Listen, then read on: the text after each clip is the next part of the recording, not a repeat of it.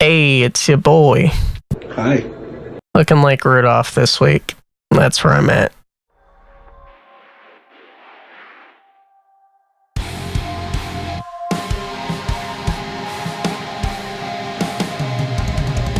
So yeah, today's a little bit of a rant. And somewhat of a demonstration. Rather reasons why you can't get a decent tone in metalcore anymore, to be honest with you. Cheap interfaces are super good these days, or budget guitars. It's easier now, more than ever, to just plug your guitar in and get started. Especially with everything that's like available to us right now. I feel like we kind of get stuck on waiting for new plugins as companies kind of flush them out as quick as possible.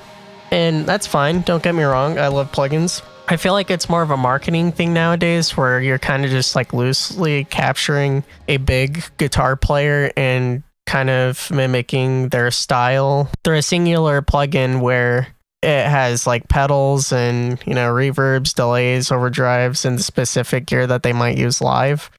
How do I get as close as possible to their tone through a singular VST? And don't get me wrong, I'm always downloading new things to try them out. Trials nowadays are pretty lengthy, so you can really see if you want to make the purchase or not.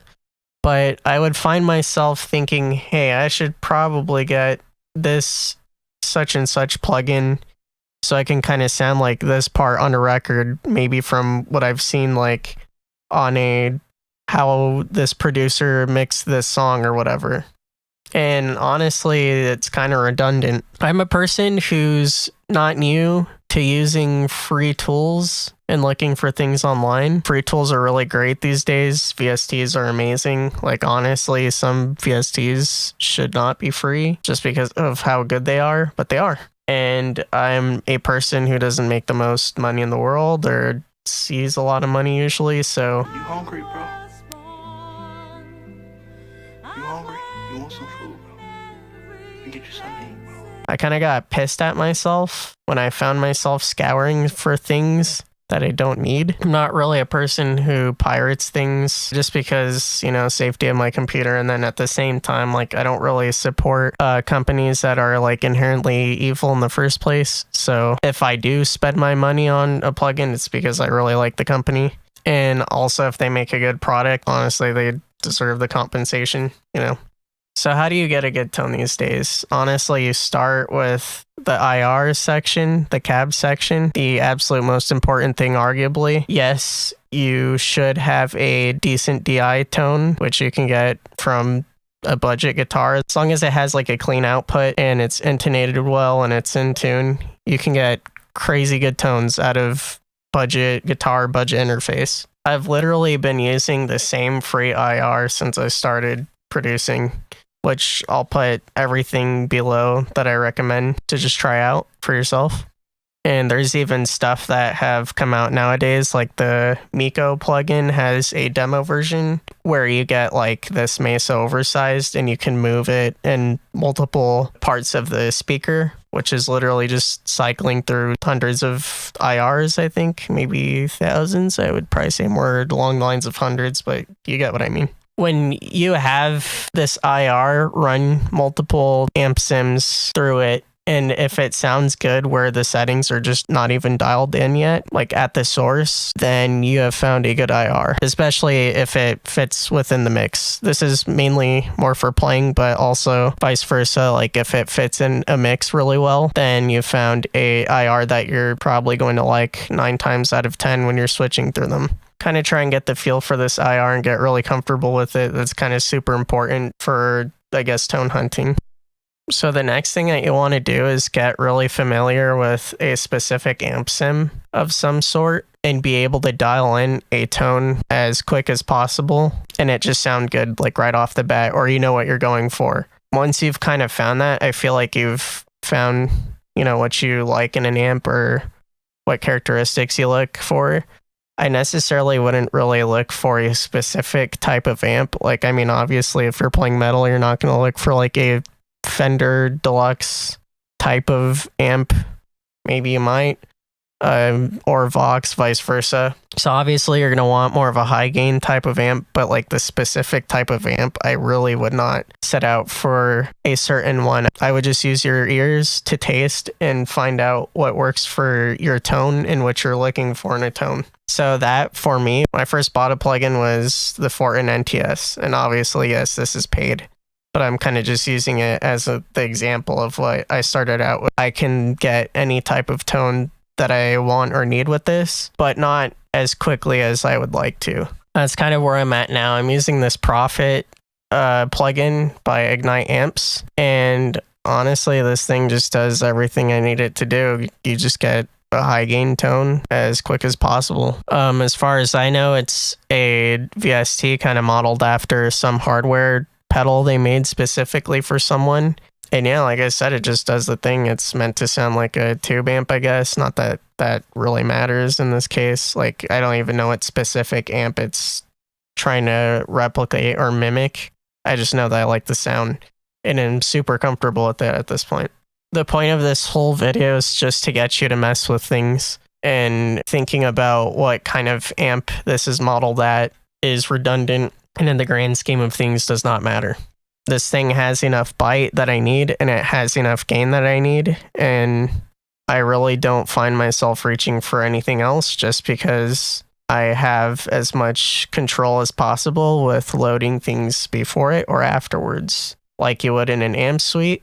And also, mind you, at crazy amounts less of the CPU usage, which is kind of key, I think, for the budget bedroom producer.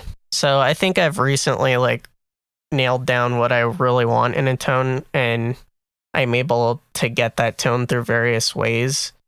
And I think I'm at the tone where I'm most comfortable with using both live and a record and kind of replicating that in different ways. And this is a certain way that I do it. So I kind of just want to start from where I began, which is the Fortin NTS and how that sounds.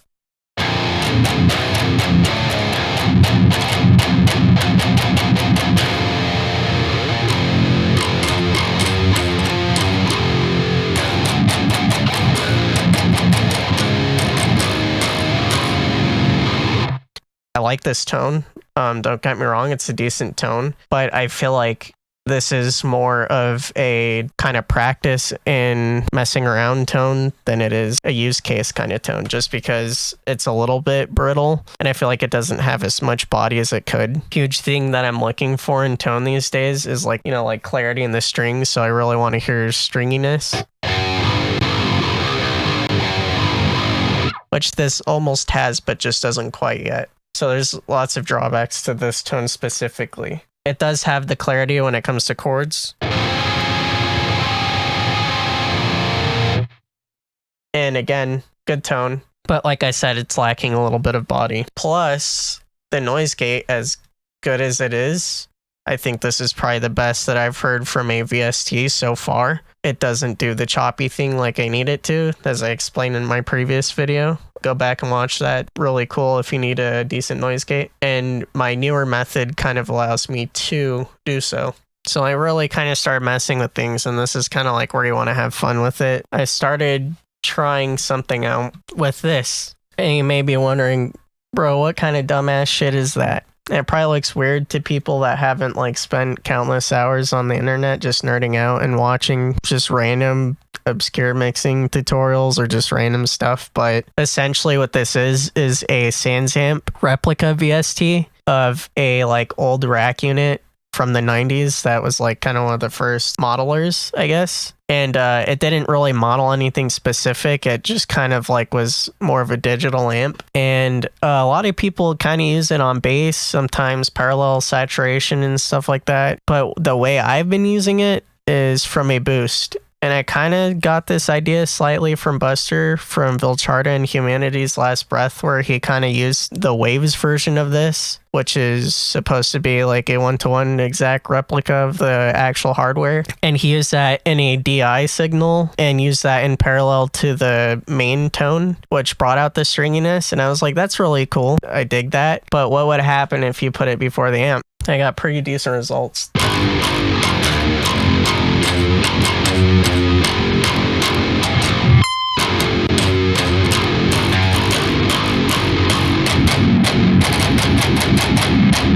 Honestly, to me, that's where I started getting closer and closer to my ideal tone of what I would want live and in a recording.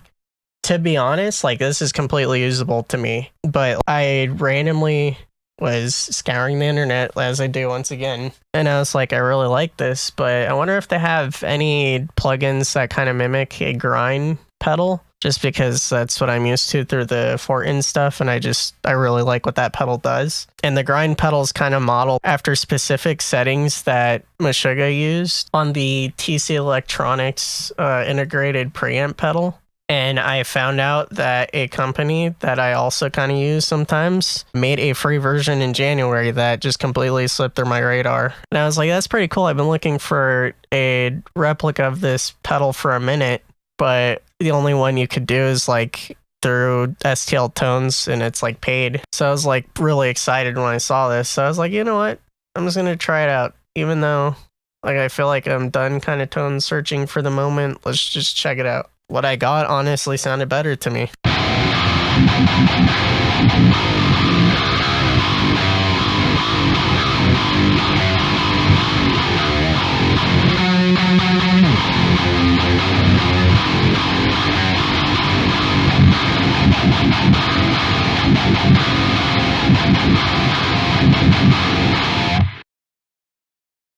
And it just does the fucking thing, man. Like I love the stringiness to it. I love the definition. Every single string is heard. And it's not overly gainy and saturated. Like, and I've double tracked this, and it sounds huge. It's great. I love this so much. And the funny thing is through the past like few iterations, my main amp signal has not really changed. And by the way, my IR is still that free one that I've been using for a minute. It's the same IR that I've been using since I started, and it's literally just blended in with the GGD Mesa oversized. I haven't changed anything really about my signal besides this one boost. That's where another thing that kind of came to my mind that I kind of realized is the way that you affect your DI before you hit the amp. Honestly, like, at least in terms of a more like rhythm-oriented percussive player, so metalcore, thal, gent, all that shit together, kind of matters almost as much as the IR does in a certain way. I kind of thought about it. A lot of producers in modern metalcore will like do things such as like add an EQ before like the amp and mess with the DI as it's going in. It's literally like you're almost sculpting your own boost pedal and kind of boost slight amount of volume as well. So I tried that just to kind of showcase to you like what that might sound like. And this is with it on.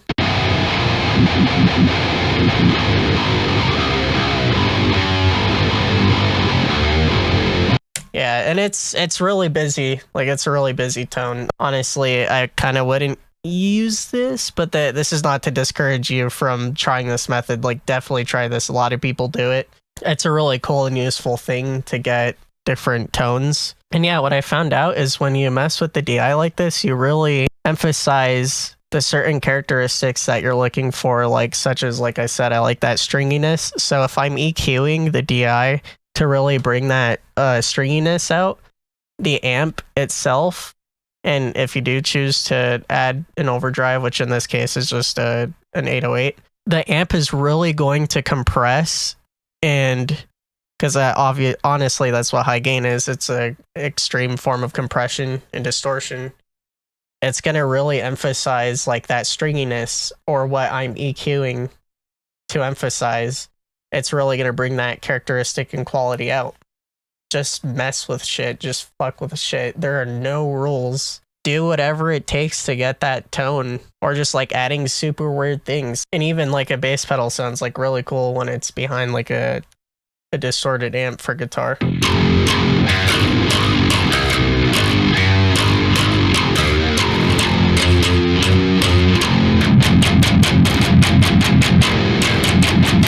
It really enhances that string quality that I like in tones.